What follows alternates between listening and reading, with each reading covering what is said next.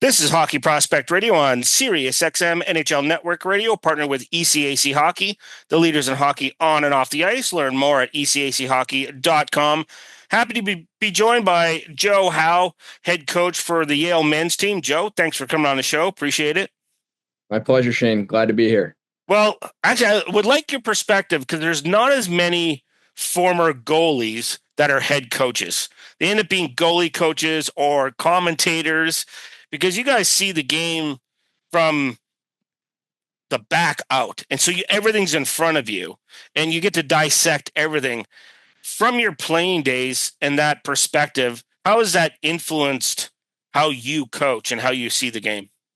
Yeah, I mean, I had the best seat in the house for or with and against a lot of really good players, throughout my playing career. I think it's always been I've been a hockey fan and a hockey junkie first and foremost, right? Obviously, I have passion for goaltending and love goaltending, but you've got to know defensive hockey, you've got to know offensive hockey. So I feel like it kind of just fits there. And so it's always been something passionate about goalie coaching. I still coach our goalies, but I love the coaching, the regular coaching side. That's my real passion. So, do you try to find a balance between that guiding the goaltender and not being too hard on him because you were a goalie and you understand perhaps the most important thing in goaltending is the mental side of the game. That's maybe 80% of the equation if a goalie has a good game or not. Yeah, I mean, I always felt like this when I played, and maybe it's growing up in a hockey family. My dad was a defenseman, and so he talked to me like a hockey player, not like a goalie. And I've always felt like we've treated goalies with kid gloves sometimes, and like, hey, they're athletes too. The expectation is there of them, and when you got to be hard on them, you got to be hard on them. It's no different than a forward or defenseman. There's times you got to, hit the gas, and times you got to hit the brakes. Talk a little bit about your previous weekend. You got a couple wins under your belt. What's it like when you have a team that gets off to a good start like that? And how does that help push momentum, but also recognizing good habits? Okay, guys, this is the things we have done. We did really well to get those two wins. And then there's that reminders, and then you got to give them some love after that. So you got to give them a little bit of that sandwich, even though you got two wins. For sure. And I mean, talk about the start, our first one wasn't a good one. And obviously it's a very good Dartmouth team. And, that one didn't go so well, but that was our focus, the habits part. Like we were missing that in game one, and they got rewarded for that in games 2 and 3 against two very, very good teams, well-coached teams. And so it's exciting because when guys buy into those things, playing the right way, those hard habits, you want to see them have success. So it starts to snowball and starts to roll. But you're right too, that especially with some young guys on our team, like they showed they could handle adversity coming back from a bad loss on Sunday.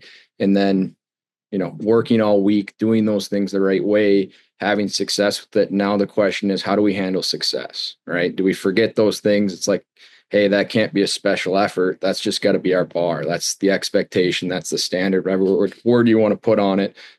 You've got to play this game the right way, especially in our league. Anyone can beat anyone. And in college hockey this year, the parity is awesome.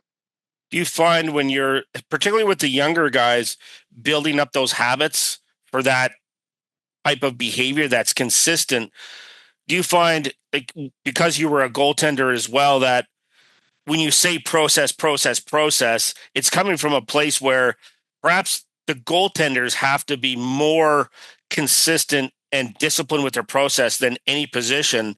So does that help you in terms of relaying that message over again? I know they don't want to hear it all the time. It's like banging the drum of process, but how much of that you have to push through to the guys, even more so when you have success other than maybe a loss? Absolutely. Like you have to repeat yourself, and guys get sick of it. I think I said the word reload probably 800 times in the past 3 days, but it's something that with goaltending, I think it's obvious because the unpredictability of when pucks are coming at you, all the things going on around you.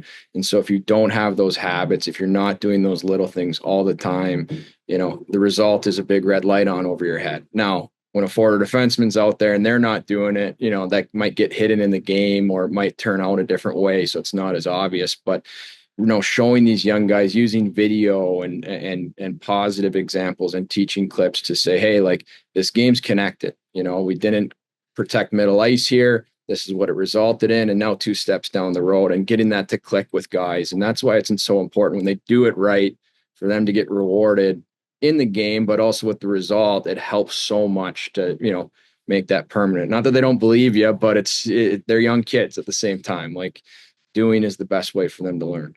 Do you find using video, because I find the younger players now are all visual learners because they've just been on a pad or a computer or a phone their entire lives. So they learn by video.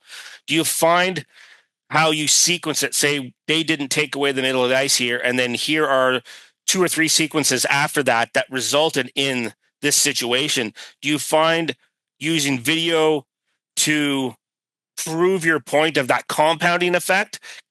Does that help them understand what they need to do in terms of making sure that they take care of the off puck play? I think so for sure. And how you present it, how long you present it. These kids, they really like video and they want video. And I think that's changed a little bit from the generation, like you said. And now it's got to be short. We call it TikTok brain. Their attention spans. Any kid that age is just how much can you truly be focused and that kind of thing. How you sequence it's important. How you deliver it. And it's less of them believing it or not, but just noticing it, right? These aren't necessarily things they've been taught over and over and over, coming up. Where other areas of development has been great. Some of these hard habits when you get to a more mature game where they do matter, because you can play junior, you can play minor hockey where this stuff doesn't have as big of an impact. Hey, I'm a better skater. I'm stronger. I'm I can get faster. away with it. They can get away with it. Exactly. Right. And it's just getting that to click for them. It's not that they don't believe it. You can tell them it. It's some of them don't realize they're doing it either when they're out there. Right. And that's why you use the word process, keeping our guys focused on that and not the end result, not focused on the points or, we got to have a great period. It's like, no, let's make one great play. Let's do the right thing here. Right. Like, it's a big thing, that process mentality. People use it all the time because it works and it's true, in my opinion. When you're talking to your players about that, have you noticed, particularly when the young players come in, you're almost reconstructing them?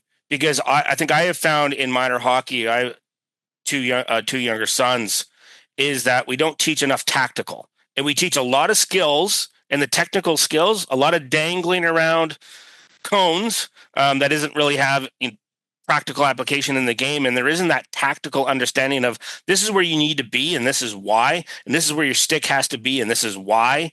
Do you find that there's part of that when your freshmen come in? Yeah, definitely. I mean, we're still working on that with seniors, right? And NHL coaches still working on that with 10, 12-year vets and stuff. And I think people, when they hear tactical, they think, oh, 1-2-2 or 2-1-2 or things like that. No, And it's really small.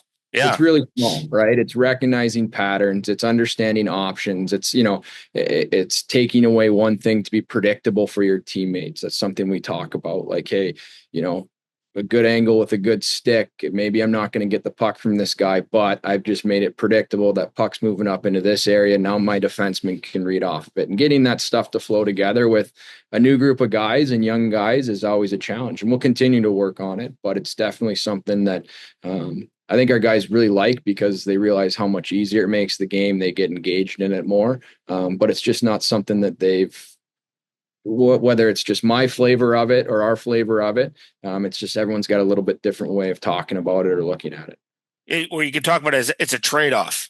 Like every decision you make, it's a trade-off. There's no solution. So what's the better probability here? If you do Exactly. X, right? Here are the potential, things that are going to come out of that. And that's what I'm always interested when coaches speak to players, that comes out and that translates. And I find the kids in this generation tend to understand that. Absolutely. And then the other, hurdle there, especially at a place like this where we have a bunch of very, very intelligent young Yeah. men in our room, is the overthinking, and the hesitation. And Yeah. Keith Lane, he used to always say, "Hey, I'd rather have you make the wrong play with conviction than hesitate for the right play." And that's the nature of our sport with how fast it is that, you know, you're never going to go through a game making 100% on those decisions. But you've got to do it with conviction and you've got to do it fast to be successful. And you're going to make mistakes, but that's why there's four other guys and a goalie out there as well. Joe, thanks for coming on the show. Really appreciate the insight. Good luck next weekend. Thanks, Shane. We're going to take a short break. We'll be back right after these messages.